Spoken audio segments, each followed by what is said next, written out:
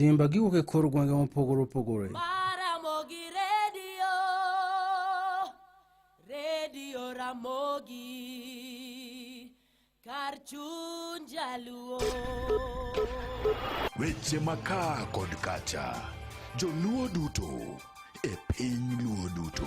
Radio Ramogi #1 station for the Luo nation.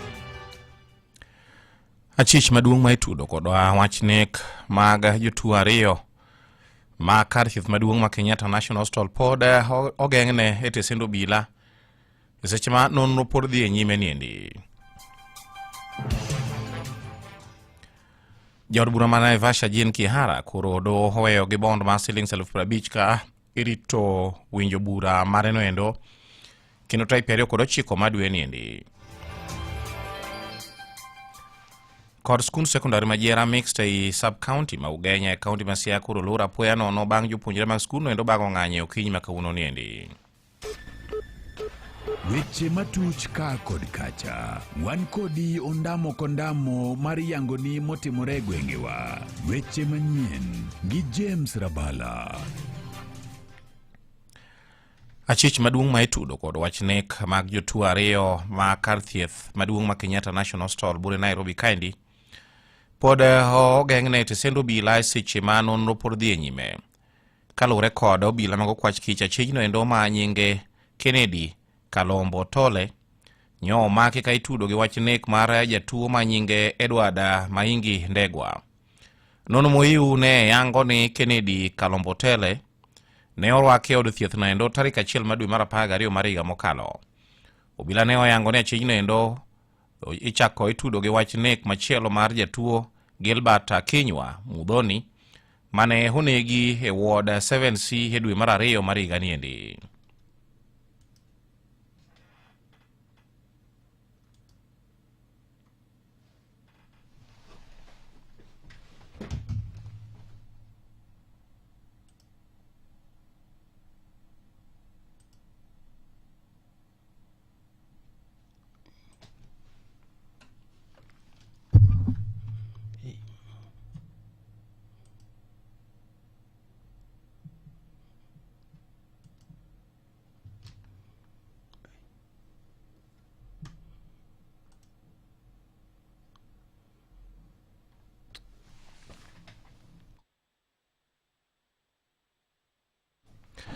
Nyakwara mojanga yore mag ng'ikruok bedo kod shida matin.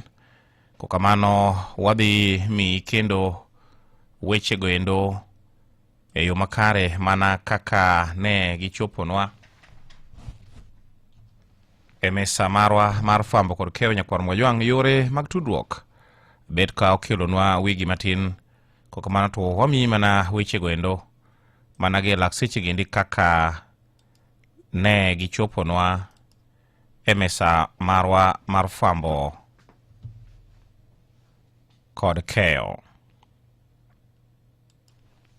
Tugoje kuna simu tutapata kutoka kwa Kenyatta National Hospital wakituguide venye tutaendelea kutoka hapo. Wakatuambia tuwape mpaka Monday, ambapo Monday tuligojea simu mpaka jioni, hakuna simu tulipokea. Mimi mwenyewe nikachukua simu nikawapigia, wakaniambia hakuna any report wamepata kutoka kwa DCI.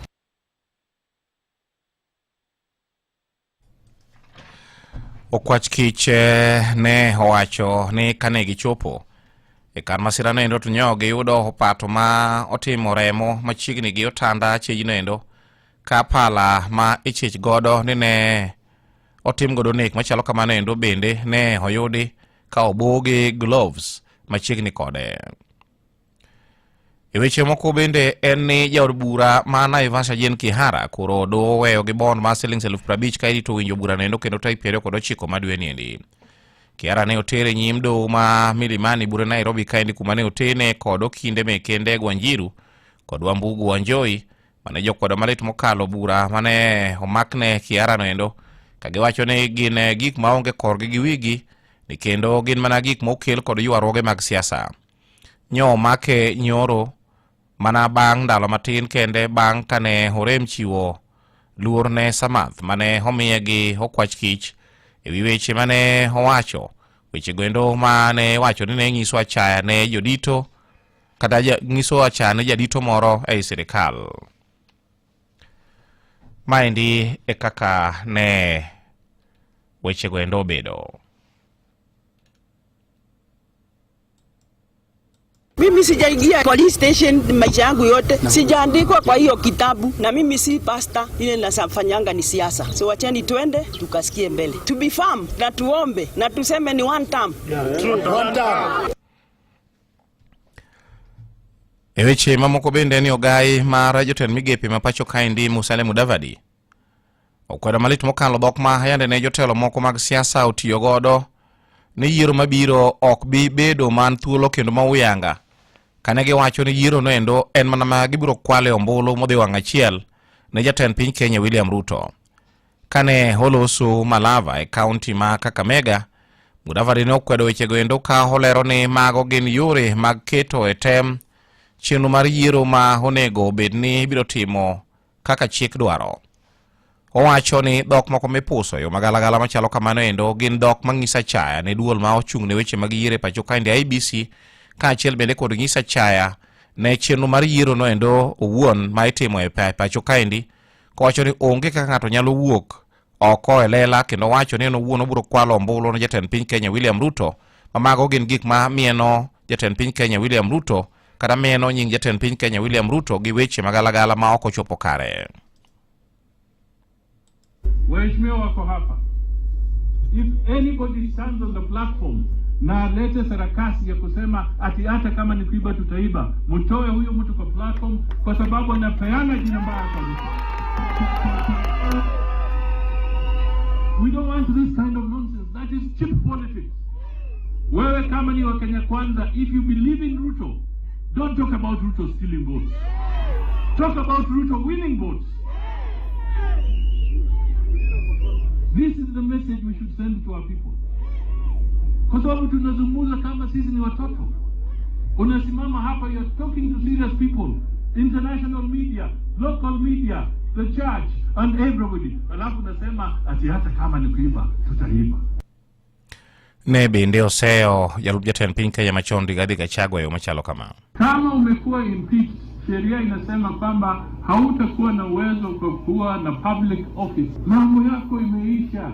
Wale wana propel hiyo chama wako impeached, wamewekewa vikwazo na sheria na bunge, wako nje. Alafu mtu anaenda huko atafute kura ndio akuje hapa. Sasa atakuwa akiongea na nani na chama yake iko impeached?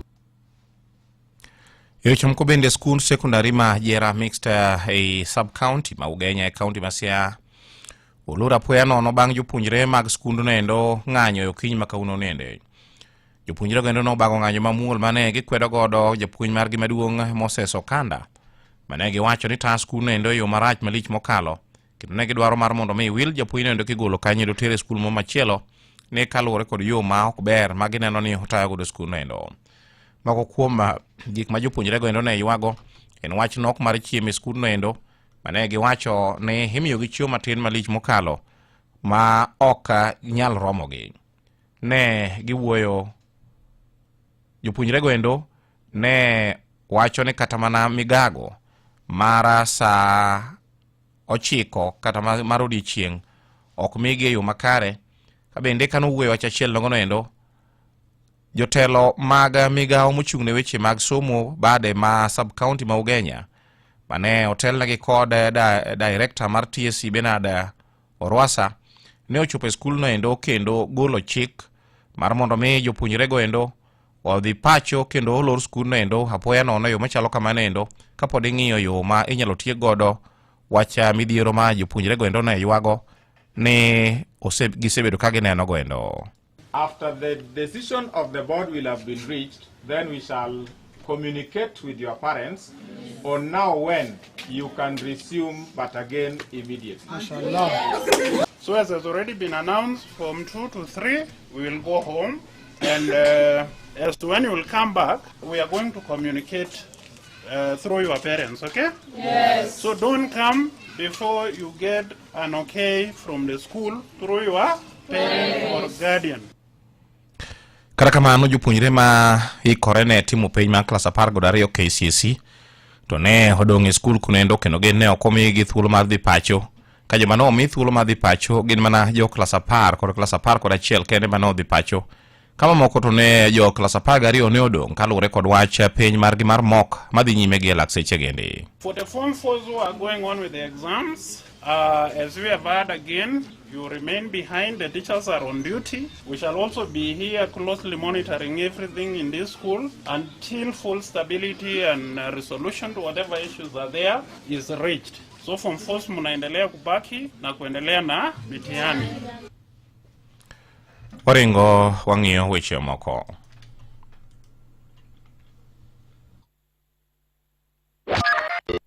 Matuch e kor gwenge gi James Rabala. Weche ma moko bende ma pogore kod mano endo en ni ne obedo chandruok maduong' ahinya. Bende nyalo wacho ne en chandruok nyadiriyo ne familia moro bang' miyo moro ma bende en achiel kuom anyuondgi ne owito ngimane e yo kane gidhi e kar kano ringre joma otho mar golo ringre mar anyuola gi machielo. Miyo ma otho no endo ne nigi nyamin kane gidhi e mochari kata kar kano ringre joma otho ema kuma hai marach nyamburko ne otuome alwora mar kamoro ma iluongo ni Kabati e apaya maduong' mawuok dhi kakochomo Kenol. Maendi e kaka ne weche gendo bedo.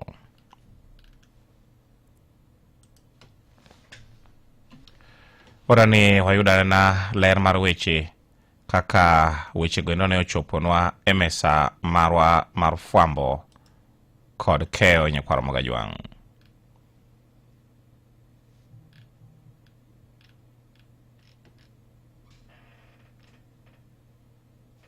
Mimi nilikuwa ile side nyingine nikaona mama wawili wanashikana mkono wakivuka kwa hii barabara. Na lori ilikuwa imetoka side ya Thika ikielekea side ya Kabati. Magari ilikuwa imetulia lakini lori ikakaa kama ina overtake. Hiyo lori imeweza kuwagonga na hao mama mmoja wao ameaga na huyo mwingine amekimbizwa hospitalini. Kakoro atieko mage kore thund weche mno wakelo ni kakoro keto nigi eyo machuok. Achich maduong' ma itudo kod wach nek mag jotuo ariyo e kar thieth maduong' ma Kenyatta National Hospital bure Nairobi kadi pod ogeng'ne tesendo bila e seche ma nono pod dhi e nyime niendi.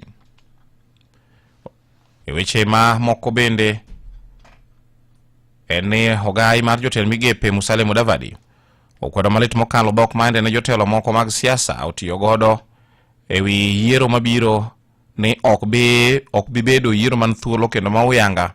Kowacho ni dhok mithero ithoro mana pusa oya eyo machalo kamago endo gin gigo maketho nying sirikal kaachiel bende kod ketho nying chenro mag yiero ma osebed kitayo e piny Kenya kaendi.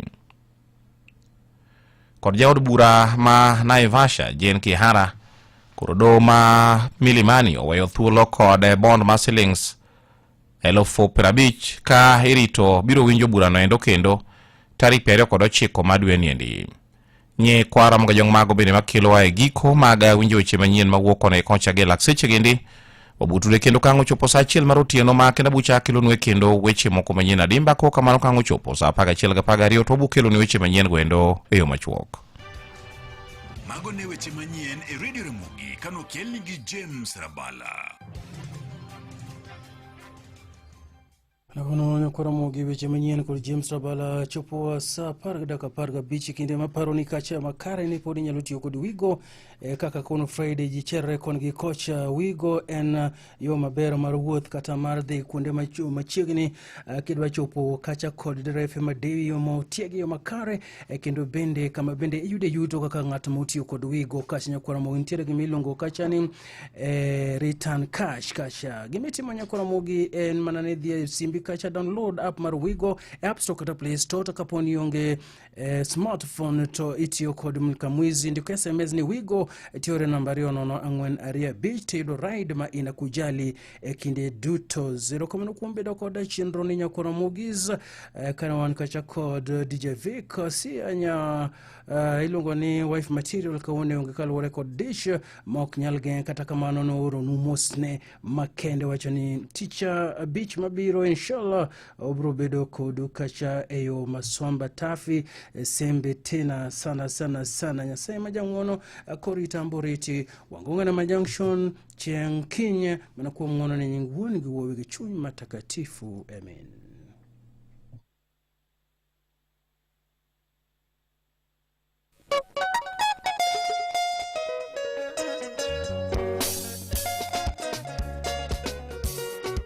Mano mheshimiwa Milbondo.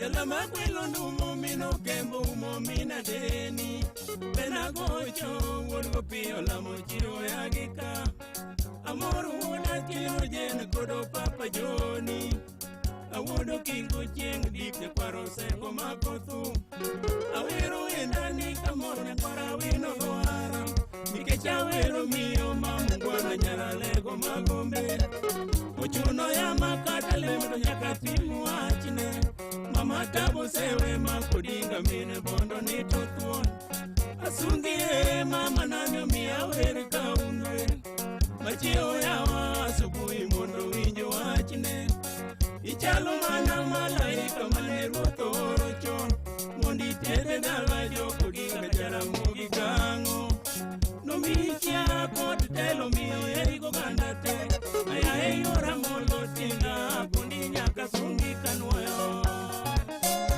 Achogel neta wat paparachar. Neti mosona anguga kuja biro. The river is flowing.